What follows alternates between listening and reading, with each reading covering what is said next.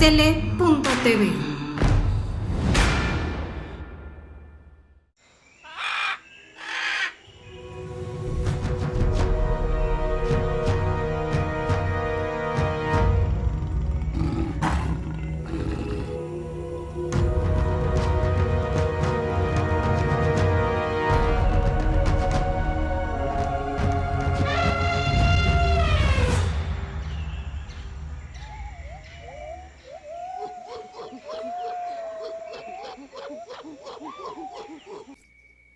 Hola amigos de la Hora Animal, es un gusto estar con ustedes como cada 8 días, los lunes. Buen provecho. Y bueno, hoy tenemos un programa especial de una ave hermosa. Y bueno, tenemos un invitado especial que es el médico veterinario zootecnista Rodrigo Martínez. Bienvenido, Rodrigo, ¿cómo estás? Muy bien, muchísimas gracias por la invitación a esto que es la Hora Animal. Y pues un gusto y un placer poder compartir este ratito con ustedes. Muchísimas gracias por la invitación. No, gracias a ti. Y pues bueno, esta ave que está a mi espalda, pues es el quetzal. Es una ave que queríamos desde hace tiempo poder platicar acerca de ella porque es impresionante el verla, sus colores, su plumaje, pero bueno, ya vamos a ir platicando un poco acerca de ella contigo, que tú eres el experto. Y bueno, yo te quisiera preguntar, Rodrigo, ¿esta ave de dónde es su origen? Bueno, hablando de origen, pues podemos tener varios tipos de origen, ¿no? Tenemos el origen biológico, pues está catalogada como dentro del orden de los trogoniformes. Si gustas, podemos compartir algunas diapositivas para que quede un Claro, poco más claro. claro. Entonces, dame un segundito. Sí, Y pues es muy importante esta ave desde el punto de vista cultural aquí en México, porque pues fue adorada o fue causa de un simbolismo muy importante para las culturas prehispánicas aquí en nuestro país y a lo largo de todo Centro y Sudamérica. así. Eh, Cabe mencionar, no sé si ahí sí ya está compartiendo mi Eh, escritorio, mi pantalla. no, no lo veo. Ok, vamos Ah, pues mira, si quieres, mientras que tú, a ver, creo ya, que ya ahí vamos. está. Entonces ya Ah, está compartiendo, ¿no? claro, sí, ahí va. Pues sí, como tú bien dices, el quetzal es una ave sagrada, ¿no? Para México, por los mexicas y los mayas, ¿no? Efectivamente, sí. Entonces, hablar de esta especie tan importante para muchas culturas aquí de México y Centroamérica, principalmente como tú lo dices, mexicas y mayas, pues es un placer poder compartir con ustedes, ¿no? Claro, En gracias. aquellos tiempos, en la época prehispánica, pues era tanto el objeto de adoración que tenían las grandes culturas hacia este ejemplar, hacia esta especie en particular, que era automáticamente sentenciada a muerte a aquella persona que fuese descubierta ateniéndolo o capturándolo para obtener sus plumas, ¿no? Que realmente era su plumaje una de las características más importantes para las culturas prehispánicas. Exacto. Recordemos que muchos emperadores, incluyendo Moctezuma, pues tenían estos grandes adornos que eran parte de su vestimenta normal, de obviamente sacerdotes y gobernantes, y pues el quetzal precisamente era o fungía como una de las grandes especies que adornaban este tipo de vestimentas de aquellos tiempos. Actualmente pues sabemos que este tipo de adornos, pues lo más representativo está actualmente por Europa, lo tienen allá en un museo. Y pues cabe mencionar también que es importante que además de tener un gran adorno de plumas de quetzal de diferentes tamaños, no solamente este adorno tiene plumas de quetzal, sino también tiene plumas de otras especies de aquí de México y de Centroamérica. Tenemos plumas en este adorno principalmente de quetzal, tenemos de la cuchareta rosada, tenemos de un ave también que se conoce como cotinga, es muy pequeña de color azul, y también algunas plumas de lo que es el piaya cayana, que es bueno, es el nombre científico, pero se conoce también como pájaro ratón, ¿no? Aquí en Ah, México. ok. Entonces, sin mayor problemas, podemos encontrar esta variedad. Claro. Entonces, para redondear esto y no ahondar mucho en lo importante, porque es muy importante esta especie para aquí, para México y parte de Centroamérica, pues tenemos que el origen cultural de esta especie data desde aquellos tiempos, ¿no? Donde era adorado, era considerado un dios y era tan importante para este tipo de culturas que era querido, adorado y extremadamente respetado.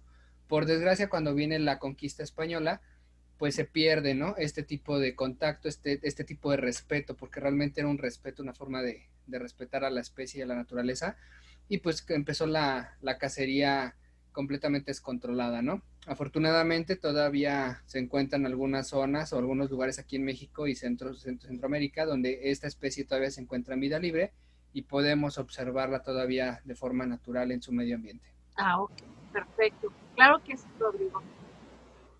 Bien, bueno, mira, podemos empezar, si gustas, hablando particularmente de los quetzales, del quetzal, pues tenemos que el origen taxonómico, aparte del cultural que ya hablamos un poquito de él, el origen taxonómico, pues lo incluye dentro del orden de los trogoniformes. Este orden es uno de los 28 órdenes que tenemos actualmente en la división taxonómica de aves Sí. y lo incluimos en la familia Trogonide, ¿ok? Actualmente está en el género Pharomacrus y tenemos dos subespecies de quetzal, que es Mocino mocino, la subespecie mexicana que encontramos aquí en el sureste mexicano y parte de Centroamérica, y la Mocino costarricensis, que es otra población de la misma especie, pero que no tiene contacto con las primeras debido a las situaciones geográficas que se encuentran de por medio. Entonces tenemos estas dos subespecies en el continente americano, particularmente en Centroamérica. De ahí en fuera, el quetzal no se encuentra en ningún otro lugar del mundo. ¿Ok? Bien. Las sinonimias, porque realmente como mencionábamos hace ratito, pues tenemos muchísimas referencias o muchos datos culturales de esta especie. Tenemos algunas sinonimias en base al nombre común. Mucha gente lo conoce como quetzal real, quetzal mesoamericano. En Guatemala lleva el nombre del ave de la eterna libertad. Otras personas yo he visto que les llaman coas, tanto a esta especie como a otras especies de trogones. Ah, Particularmente en Tzotzil lo llaman Exmancuc y en Náhuatl Quetzaltototl, ¿ok? ah, ok. Para la cultura maya era conocido como Cúcul, ¿vale? Entonces tenemos muchas sinonimias a lo largo de la historia que se han nombrado a este tipo, a esta especie en particular. Claro. Ah, ok, perfecto. Ujú. Muy bien. Claro que sí. Como estamos hablando exclusivamente de Quetzal y que está dentro del orden de los trogones o trogoniformes, pues me gustaría hablar un poquito sobre qué es un trogón, ¿no? O a qué nos referimos con los trogoniformes. Los trogoniformes son aves y constituyen un grupo monofilético específico. ¿Qué significa? Que todas las especies de trogones a nivel mundial van a descender de un antecesor común, ¿ok? Y Sí. no están emparentados con ningún otro tipo de aves, salvo entre ellos. Entonces, esto hace referencia al grupo monofilético. Son heterodáctilos, significa que tienen los dedos en un arreglo muy particular. El dedo 1 y 2 van dirigidos hacia atrás, mientras que el dedo 3 y cuarto va dirigido hacia adelante. Y esto es única y exclusivamente representativo del orden de los trogoniformes. Ningún otro tipo de ave a nivel mundial presenta este arreglo de dedos tan característico. Oh, ¿Ok? perfecto. Tienen una distribución pantropical.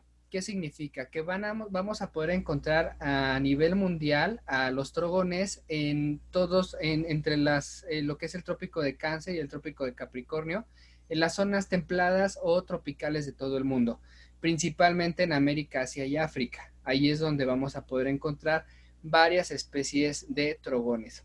Ok. Tenemos en América 23 especies diferentes de trogones, en Asia existen 11 y en África aproximadamente 3 especies diferentes. Lo que a nivel mundial nos coloca a los trogones con un total de 37 especies diferentes a nivel global mundial, divididos en 7 géneros, ¿ok? Estos 7 géneros son muy sencillos, ahí aparecen mencionados, que es Apaloderma, Pharomacrus, Euptilotis, el género Priotelus, Trogón, Arpactes y Temnotrogón. Ok. Entonces, de ahí tenemos que parten todas las 37 especies de trogones a nivel mundial. Evidentemente, el más representativo o el más bonito, el más llamativo, pues es el quetzal resplandeciente o el quetzal mesoamericano. Exacto. Ok, perfecto. Esto es nada más como para que curiosen un poquito, los conozcan un poco más a detalle, vean que todos los trogones tienen características muy, muy importantes que los definen como un grupo o un orden específico de aves. Los grandes colores son muy, muy coloridos, tienen una gran capacidad plumaria en cuanto a la diversificación de colores. Podemos encontrar desde los verdes hasta los metálicos, pasando por toda la gama de ultravioletas. Y normalmente en la mayoría de las especies encontramos que la parte ventral viene en colores encendidos o rojos. Entonces, esto los hace muy, muy llamativos y muy bonitos. Sí. Tenemos, por ejemplo, en primer término lo que es el Apaloderma narina, que es un ejemplo nada más del género Apaloderma, y vean que son muy, este es africano, son muy similares a los quetzales o trogones de América. Entonces, indudablemente están relacionados, simplemente cambian por algunas situaciones geográficas y los define como especie esta situación, pero en realidad podemos distinguir un trogoniforme o una especie que se incluyen en todos los trogones de manera muy sencilla porque tienen rasgos muy particulares, ¿no? Uno de los rasgos yo creo que más particulares que tienen los trogones es que siempre están erectos, o sea, al momento de percharse siempre están muy verticales, esto es algo muy característico de ellos, y los miembros pélvicos, es decir, las patitas, realmente son muy poco útiles para caminar. El hecho del caminar en ellos no es algo común, prefieren siempre estar perchados sobre una rama, sobre alguna superficie, y muy, muy extraña vez, salvo cuando llegan a capturar algún insecto parte de su dieta o algún otro tipo de animalito para alimentarse, es cuando llegan a posarse en el piso, si no, siempre están perchados. Okay. Entonces, vean la gran característica o las grandes características que nos hacen particularmente específicos a este tipo de aves que son los trogones. Claro. Aquí tenemos otros ejemplos. Entonces, vean, la diversificación de colores es muy importante, aunque sean géneros diferentes, son muy similares. Como yo les comentaba, es muy característico la pose vertical. Las plumas timoneras son muy características también, son siempre casi cuadradas, longitudinales, muy rectangulares, muy, muy particulares en cuanto a su talla y en cuanto a su dimensión. Igual su forma, en todos es muy similar si se dan cuenta, o sea, son muy, muy, muy características. Claro. Y la mayoría de estas especies presentan algunas otras características que vamos a ver más adelante, por ejemplo estas.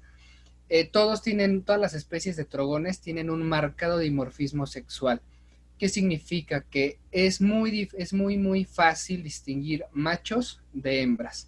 Incluso cuando son juveniles, la madurez sexual de estas especies, dependiendo obviamente de cuál estemos hablando, puede ser un poquito más o un poquito menos tardada, pero en general empiezan a madurar sexualmente en promedio entre los 2 y los 3 años de edad. Entonces, a partir de esta edad podemos empezar a ver quién es macho y quién es hembra, ¿no? Entonces, ahí nos podemos basar mucho a la coloración para saber o identificar estas diferencias, ¿ok? Que se llaman dimorfismo sexual, a la diferencia entre machos y hembras. Es muy evidente.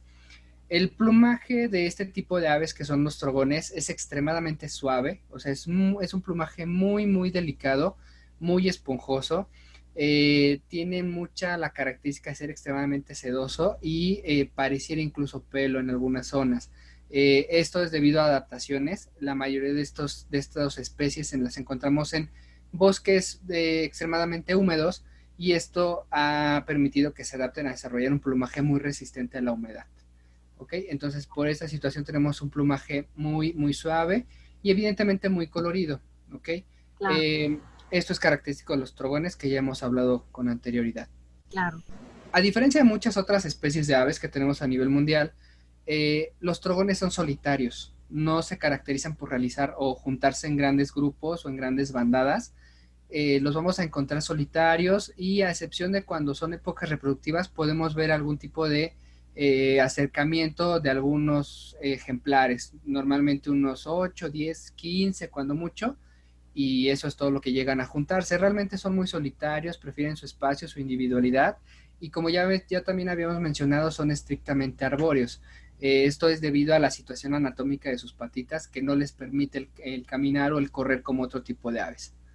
Bien, como ya habíamos mencionado también, selvas, y se encuentran mucho en selvas y bosques de diferentes tipos, desde el nivel del mar hasta los 3.000 metros. Entonces, esta especie o estas especies han evolucionado a poder compensar muy bien las altitudes, las diferentes altitudes a nivel del mar, sin mayor problema. Hay muchas especies que llegan a desarrollar problemas fisiológicos y problemas de metabolismo de diferentes índoles por la altitud, ¿no? O sea, cuando se llevan estas especies a altitudes mayores a las cuales están acostumbradas, llegan a desarrollar ciertas patologías, y con los trogones se ha visto que no es tan común porque llegan a adaptarse y están evolutivamente adaptados a este tipo de cambios. Okay. Bien, la ranfoteca, es decir, el pico, ahí tengo una imagen, la tengo ahí a propósito, es un trogón melanocéfala o melanocéphalus. Ahí podemos ver el pico, ¿no? El pico a detalle. La ranfoteca está completamente curva, es semicurva. Esto le permite capturar su alimento, principalmente bayas, frutos y algunos pequeños mamíferos, algunos pequeños reptiles e insectos.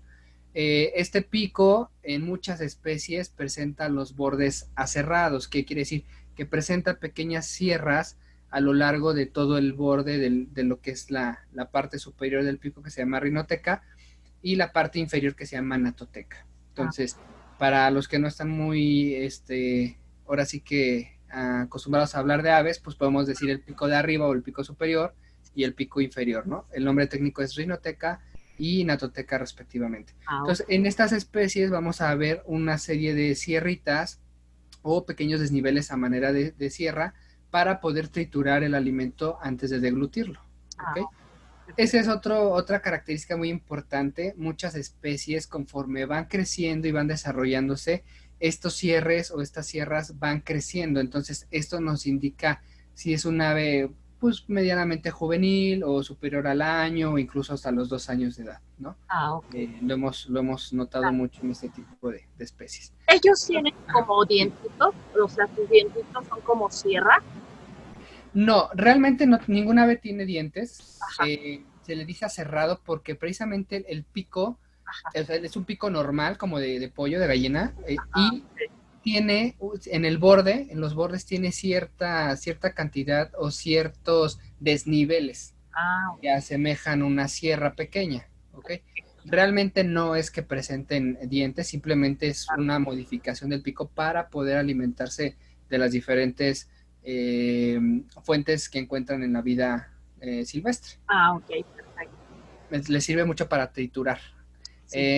Si ustedes observan o tienen alguna vez la oportunidad de observar alimentarse a un trogón, van a ver que capturan a la presa, puede ser un pequeño insecto, un pequeño mamífero, lo va a tener sujeto en el pico, lo va a estar agitando constantemente y va a estar haciendo esto, ¿no? Con el alimento. Sí. Entonces, al momento que hace eso, las sierritas van triturando y van adelgazando y van dándole forma a la presa, de tal manera que pueda engullirlo por completo.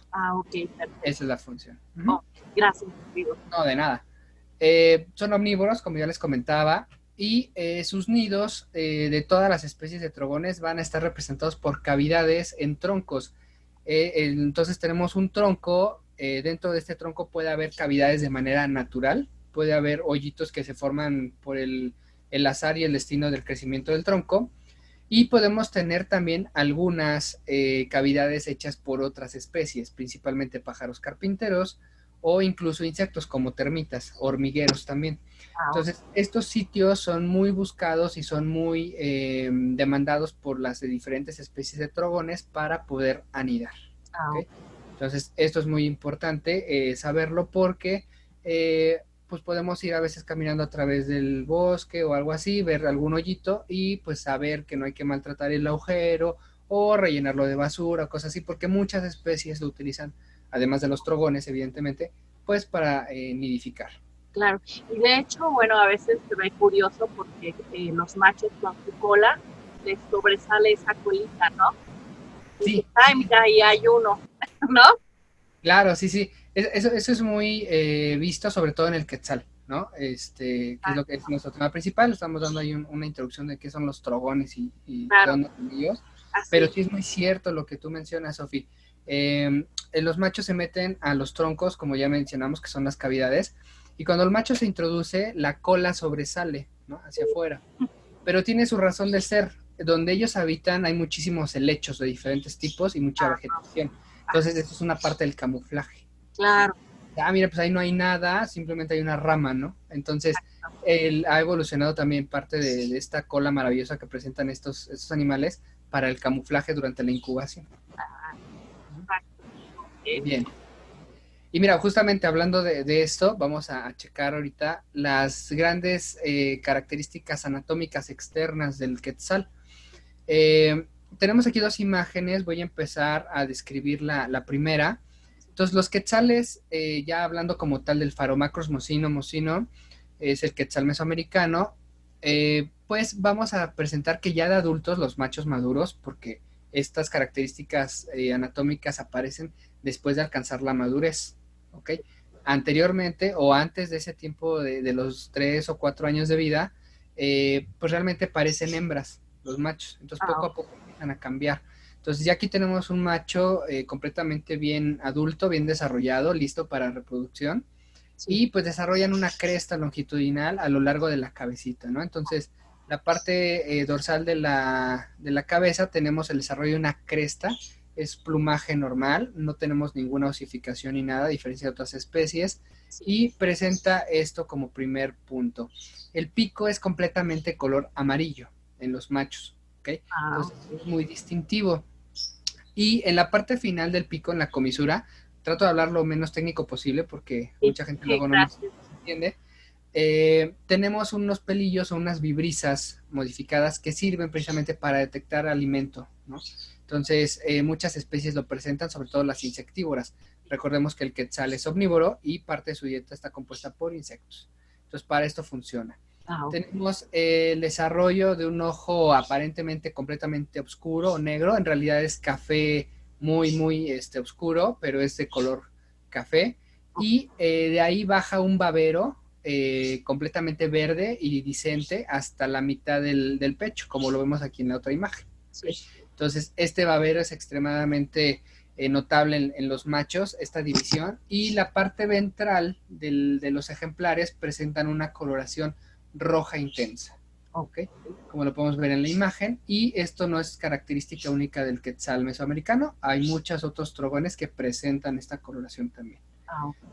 Bien, tenemos aquí una modificación en las plumas coberteras de vuelo, y se encuentran elongadas. Entonces, por esto nos da esta imagen como de tener unas mini alitas, ¿no? Sí. Así muy características, muy bonitas, y realmente pues estas no son las plumas primarias de vuelo, simplemente son plumas elongadas que cubren a las verdaderas plumas primarias de vuelo, las cuales normalmente están en una coloración negra o extremadamente melánica, como vemos aquí en la imagen, ¿no? Donde estoy señalando. Sí.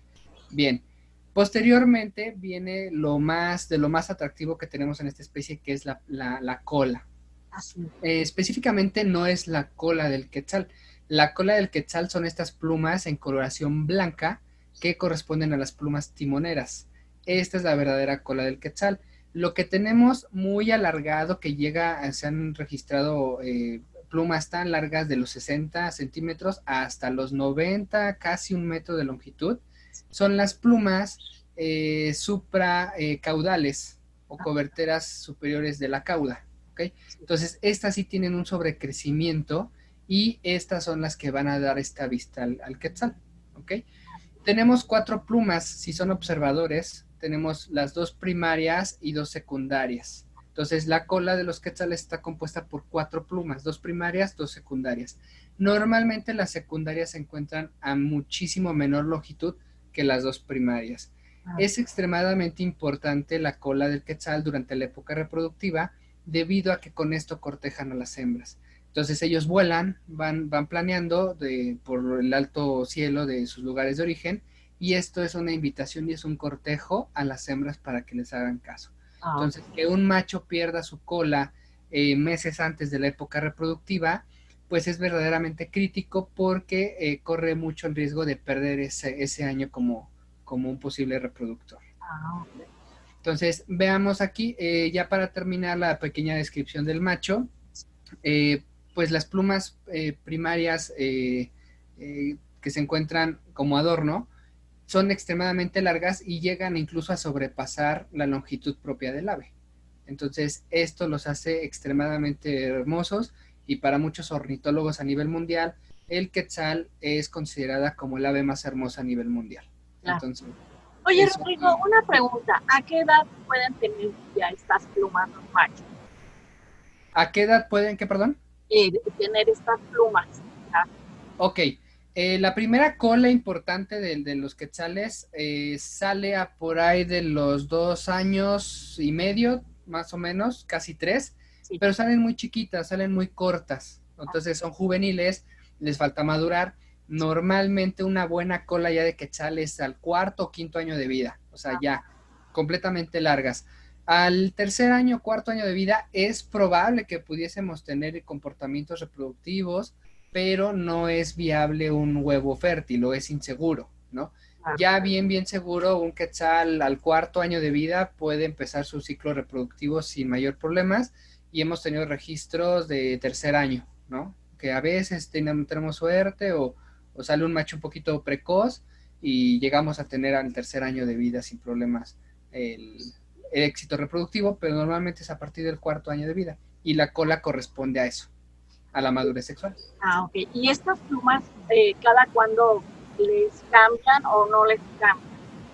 Sí, les cambian una vez al año. Terminando la época reproductiva anual, sí. tiran la cola, tiran esas plumas y son sustituidas por unas nuevas, vuelven a crecer, estas colas van creciendo conforme pasa el tiempo, de tal manera que cuando se acerca la siguiente época reproductiva ya alcanzaron el tamaño adecuado para poder hacer cortejos.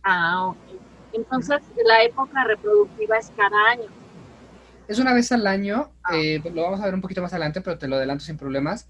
Se reproducen una vez al año a partir de los meses de lo que es febrero o marzo, todo abril, todo mayo, todo junio, y en julio termina más o menos aproximadamente. Esto es en vida libre, o sea, esto es en la naturaleza.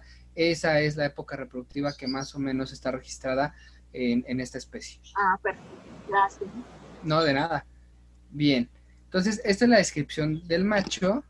Vamos a conocer un poquito a la hembra, que no por ser vistosa no significa que sea muy importante, evidentemente. Es un poco menos vistosa que el macho, pero no deja de ser un ave completamente impactante y muy bonita. A diferencia del anterior, podemos ver que la cresta longitudinal está ausente y su cabeza está cubierta por un plumaje gris verdoso, ¿ok? Al igual que el pecho, el bajo abdomen, y la única coloración que vamos a obtener en una tonalidad rojiza son las plumas coberteras cloacales, digámoslo así, o timoneras bajas, que son coberteras, y esa es la coloración rojiza que vamos a tener. El pico, a diferencia del macho, es completamente negro, aunque hay algunos reportes con hembras que hemos observado que tienen algunas manchitas amarillas. Esto puede ser por algún desbalance hormonal, algún cambio metabólico, madurez, etcétera. Pero no es lo común. Lo común es observarlo, como lo vemos en la imagen, en una tonalidad oscura, casi negra. El ojo es también oscuro, café, muy intenso, y presenta el babero que presenta el macho, pero en menor escala de coloración intensa. O sea, es un poco más como opaco, ¿ok? Tenemos también las plumas coberteras del ala elongadas, pero en menor escala que el macho. Y las plumas primarias de vuelo están en una coloración oscura con destellos blancos, ¿ok? Pero las hembras no desarrollan cola. Las hembras tienen su colita corta, cuadradita, y eso es lo que tienen las hembras. Perfecto. Okay. Hermosos. Bien. Sí, son espectaculares, tanto machos como hembras, la verdad, me gustan muchísimo. Así es. Tenemos una distribución, aquí la presentamos, esto es parte de la Conabios, muy amablemente suben la información, nosotros la podemos ahora sí que reproducir, porque pues es una institución, y tenemos aquí que esa es la distribución potencial del quetzal. Aquí en México abarca principalmente lo que es el estado de Chiapas, no en todo el estado, sino más bien en lugares donde tenemos bosque de niebla o bosques de montaña también, Y esto es muy importante porque tenemos que tener la conciencia de que el quetzal tiene una distribución muy pequeña a comparación de otras especies aquí en México. Se ha reportado también en algunas partes de Oaxaca, pero con menos prevalencia o con menos éxito que en Chiapas, que es un poco más raro en esta localidad. Claro. Y a nivel mundial, como yo les comentaba al principio, esta es la distribución que presenta el quetzal. Entonces, yo les había comentado que tenemos dos subespecies, que es la mocino y la costarricensis. Entonces, aquí la mocino, que es la que tenemos aquí en México, abarca lo que es el sureste mexicano, principalmente el estado de Chiapas, todo Guatemala, partes de El Salvador, todo Honduras y partes de Nicaragua. Debido a este gran cuerpo de agua que tenemos aquí en este mapa, es por lo cual no se pueden juntar las dos poblaciones, ni de la subespecie mexicana con la subespecie costarricense. Entonces, estas son las dos grandes poblaciones que tenemos actualmente en el mundo. Hay muchas instituciones a nivel mundial que hacen conteos o censos de poblaciones y meten a las dos poblaciones, tanto homocino como costarricenses, como una sola. Entonces, esto eleva la categoría de que no se encuentra en peligro de extinción, sino amenazado. Pero si somos estrictos, pues las dos poblaciones son diferentes, no tienen mucho que ver por las situaciones geográficas que ya mencionamos, y debido a esto, pues aquí para las leyes mexicanas sí se encuentra en grave peligro de extinción el quetzal, aquí en México, ¿vale? Entonces, eso es por si alguna personita busca información. Pues es que unos dicen que sí está en peligro y otros dicen que no. Ese es el motivo por el cual. Ok, muy interesante, claro. Bien. Hablando precisamente de cuál es la distribución, pues tiene muchísimo que ver con su medio ambiente. Entonces, para que una especie sobreviva o prevalezca, tiene que tener un medio ambiente adecuado. Entonces, el medio ambiente al cual se ha adaptado el quetzal y es parte fundamental de la supervivencia de la especie, pues está representado por el bosque de niebla. El bosque de niebla tiene como características una alta humedad relativa, que va desde el 50 hasta el 70% de humedad relativa. Es un lugar muy, muy húmedo, que puede ir desde los 1600 hasta los 3200 metros sobre el nivel del mar, es decir, tiene una alta heterogeneidad de altitud, una temperatura máxima de 26 grados centígrados, normalmente anda en un promedio entre los 18, 16 grados a veces, y el dosel de los árboles, es decir, los árboles que se encuentran en estos lugares, pues andan entre los 30 a 50 metros de alto, ¿no? Promedio.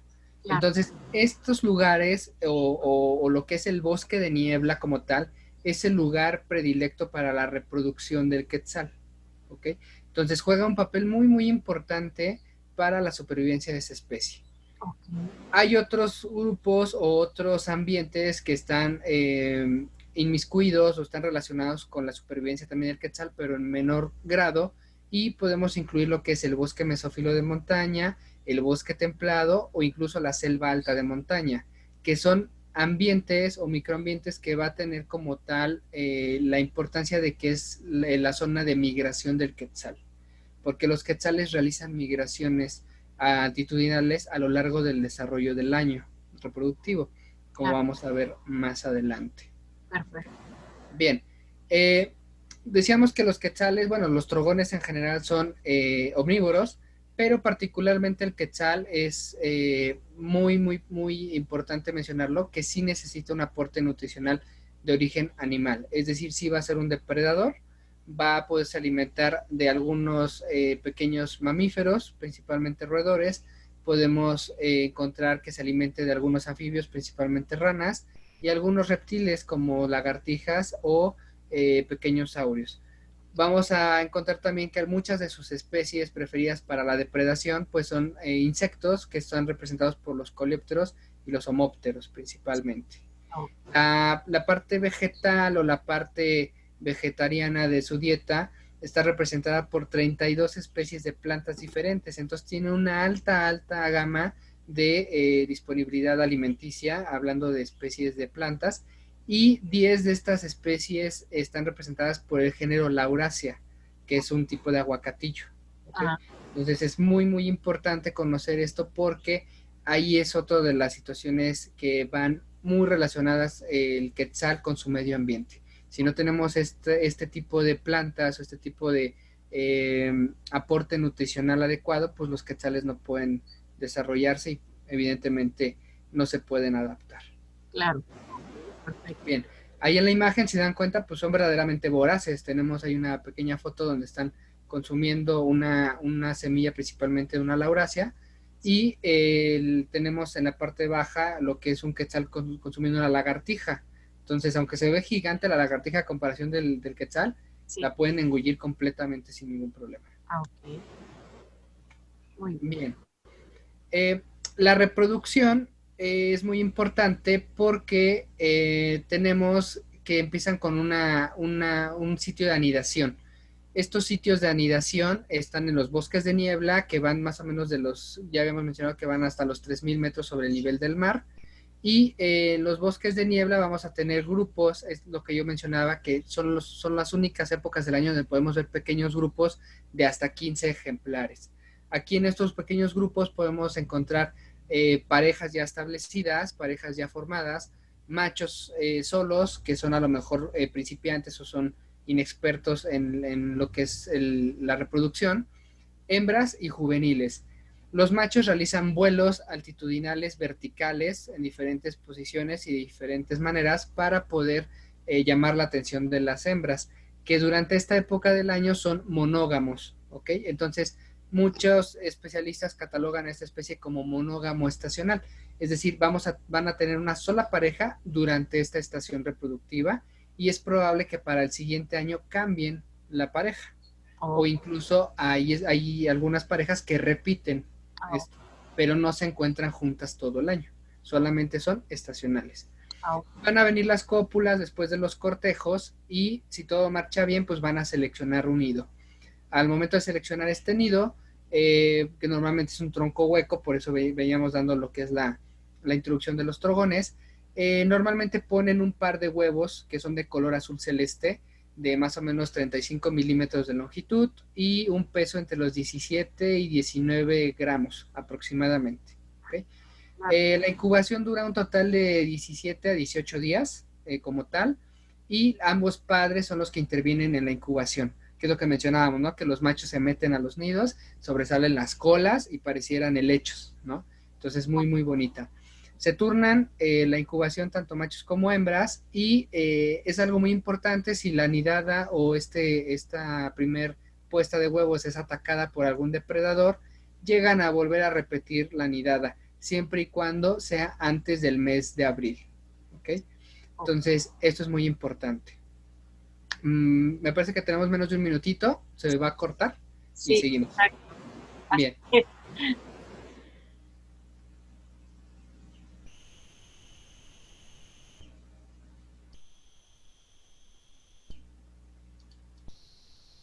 Ya falta poquito. Sí. Bien. Okay. Vale, creo que ya se va a cortar. Ahorita me meto con el mismo, es lo mismo, ¿verdad? La misma contraseña y todo. Sí. Perfecto, ok, ya está. Muy bien.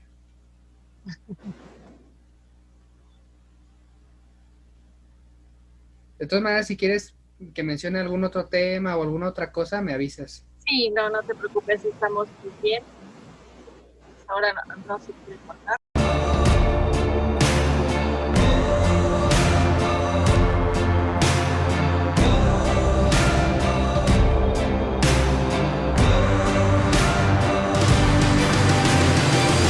Astele.tv. Ya.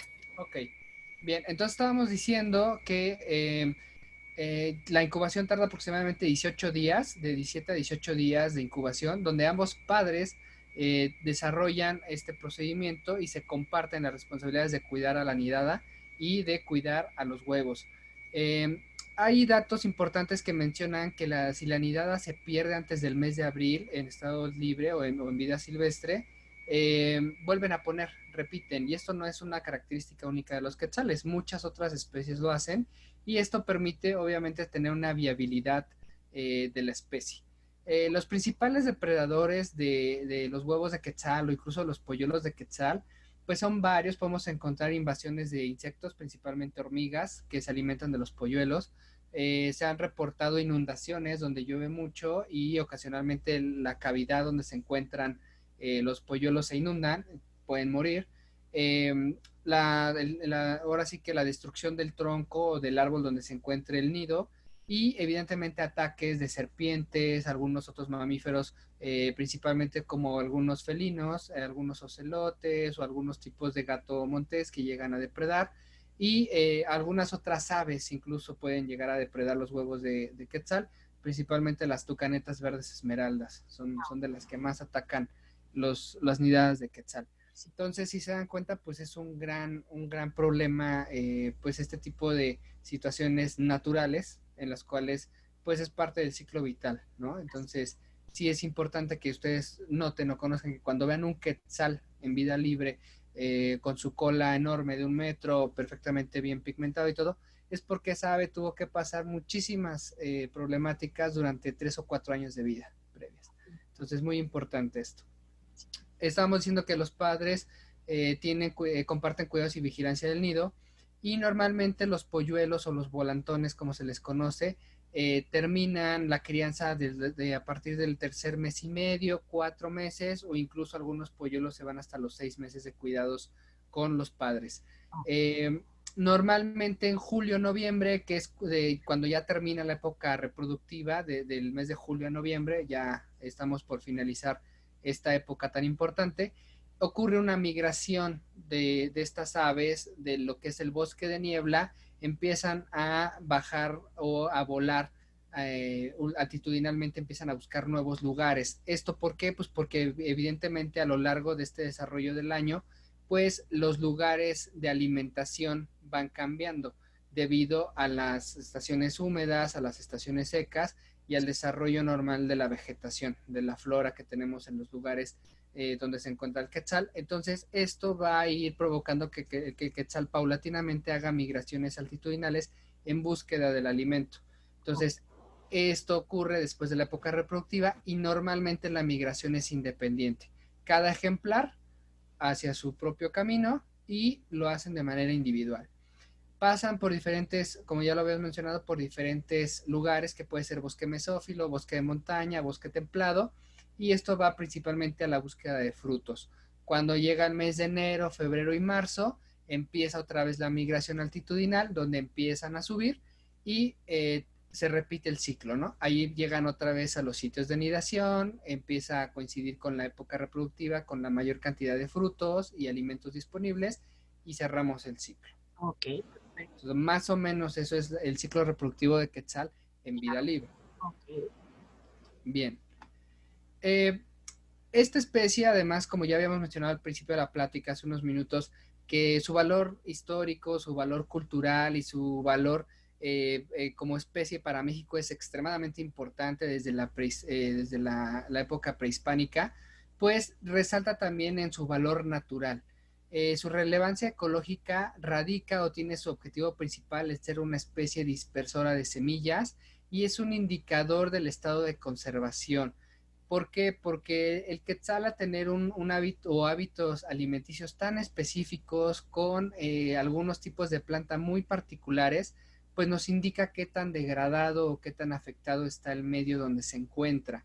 ¿Qué quiere decir? Que si nosotros encontramos o tenemos la fortuna de observar o hacer registros de la presencia de quetzales en algún lugar, podemos presumir que todas las especies vegetales y animales de las cuales se alimenta se encuentran también en buen estado. Entonces, el quetzal funge como un indicador del estado de conservación de su medio ambiente y un dispersor de semillas, principalmente. Perfecto. Bien. Su tamaño poblacional actualmente se encuentra desconocido, no hay, o sea, se tienen muchos reportes, muchas observaciones, pero como tal un censo exacto de cuántos quetzales tenemos en vida libre aquí en México no se encuentra. Y lo que sí tenemos muy bien registrado es que hay poblaciones pequeñas aisladas en diferentes lugares de México, principalmente dentro del estado de Chiapas, que es donde se encuentra esta especie. Okay. Y una de las reservas más importantes para lograr la supervivencia de esta especie, pues se encuentra en Chiapas, principalmente en la Reserva del Triunfo. ¿Okay? Entonces, eso se encuentra de manera silvestre en vida libre. Ok, claro. En la NOM 059 de la Semarnat podemos encontrar al quetzal catalogado como una especie en peligro de extinción. ¿Okay? Esta es una ley mexicana, es la 059, y nos indica principalmente esto, que se encuentra en grave peligro de extinción. En CITES, que es una regulación de comercio internacional, lo catalogan como apéndice 1 también, o sea, es decir, que no podemos comercializarlo, no podemos exportarlo, no podemos importarlo, no podemos hacer absolutamente nada con él que no sea una situación única y exclusivamente de investigación científica para la preservación de la especie. Entonces, también está muy regulado esto en cuanto a comercio internacional. Y la Unión Internacional para la Conservación de la Naturaleza, la UICN, es un organismo también internacional y lo cataloga como casi amenazado. ¿Por qué viene esta diferencia? Aquí en México está en peligro de extinción, para CITES se encuentra en apéndice 1 y, es decir, perdón, hay un paréntesis para quien no sepa qué es el CITES, viene por apéndices. Entonces, apéndice 1 es no se puede tocar, no se puede comercializar, está completamente prohibido. Apéndice 2 son algunas especies que sí se pueden hacer y apéndice 3 son especies que se pueden comercializar, digamos, entre comillas, sin mayor problema. Evidentemente siempre regulando o demostrando su legal procedencia. Claro. Igualmente, les comentaba que la UICN lo cataloga como casi amenazado. ¿Por qué? Porque cuentan las especies de Costa Rica, o más bien la subespecie de Costa Rica y la subespecie mexicana. Entonces, como juntos son quetzales para la UICN, es la misma especie, pues no está tan en grave peligro, casi amenazado, pero es por esta razón. Así ¿Okay? El principal enemigo o el principal problema que tenemos con los quetzales, en primera es la pérdida del hábitat donde se desarrolla, que es bosque de niebla y los bosques de mesófilos de montaña, por su migración y los hábitos de reproducción de la especie. Entonces, cada vez que se deforesta o se está perdiendo este tipo de ecosistemas por el crecimiento de la mancha urbana, por la urbanización de los bosques, por el pastoreo y la agricultura, pues estamos fragmentando este hábitat, provocando que las poblaciones de quetzal se vayan reduciendo y se vayan aislando, lo que va provocando evidentemente problemas de consanguinidad y una deficiencia en cuanto a la genética de la especie. Claro. Y por otra situación no menos importante, yo creo que es igual o incluso mayor que la deforestación, pues es el tráfico ilegal de la especie. Porque es una especie muy bonita, porque es una especie muy atractiva, porque es una especie emblema para muchas culturas, pues a lo largo de la historia se ha depredado en cuanto a captura, para comercio ilegal como animal de compañía. Mucha gente lo tiene como un tipo de élite, ¿no? De pues tengo un quetzal y puedo hacer lo que yo quiera. Que pasa no solo con esta especie, sino con muchísimas otras especies. Y finalmente, pues por las colas, ¿no? O sea, las plumas que son tan buscadas, pues mucha gente no le importa apedrearlo, golpearlo, matarlo con tal de que hace sus plumas. Exacto. Entonces, realmente estos son los dos grandes problemas que enfrenta esta especie como tal. Claro. Yo creo que ya para terminar y resolverte todas las dudas que gustes, mira, en el aviario El Nido, que está ubicado en Ixtapaluca, Estado de México, es uno de los lugares aquí en la Ciudad de México que pueden encontrar quetzales y los pueden, de hecho es el único lugar aquí en Ciudad de México y de hecho en toda la República, ¿no? Junto con, tenemos alguna otra población de quetzales ahí en el Somat, en Chiapas. Ajá. Pero son los únicos dos lugares aquí en México donde los pueden visitar, donde los pueden conocer y los pueden apreciar de manera directa, ¿no? Claro, y bueno, se ven formidables ahí, es impresionante cuando uno los ve tan cerca, ¿no? Una ave tan exuberante en sus colores como tú bien nos has contado, has platicado en este programa. Y la verdad, pues ya se nos termina el tiempo, Rodrigo, pero yo sí te quiero agradecer mucho tu tiempo, tu colaboración y esperemos verte muy pronto en La Hora Animal.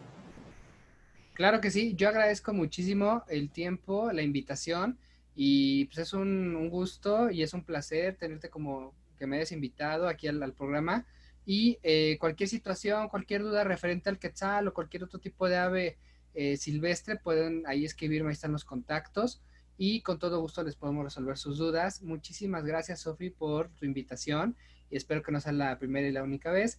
Y pues igualmente si te interesa alguna especie en particular o a tu público quiere conocer un poquito más de algunas especies o un poquito de temas pues no relacionados tanto a la biología, sino un poquito más clínicos, médicos o técnicos, con toda confianza.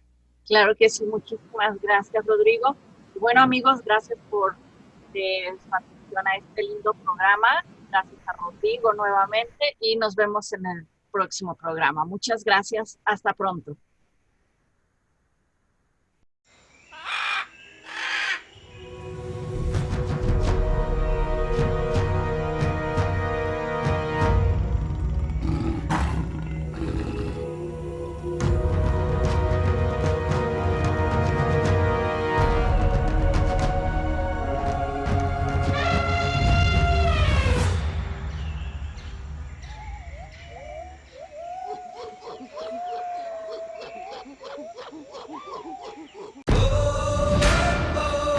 Astele.tv.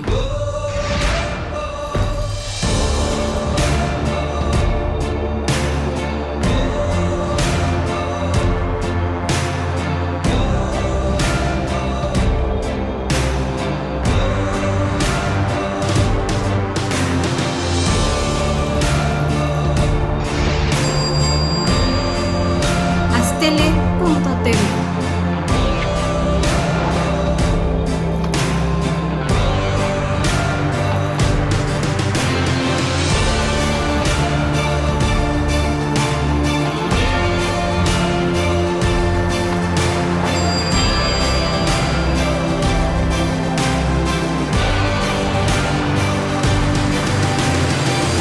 Astele.tv.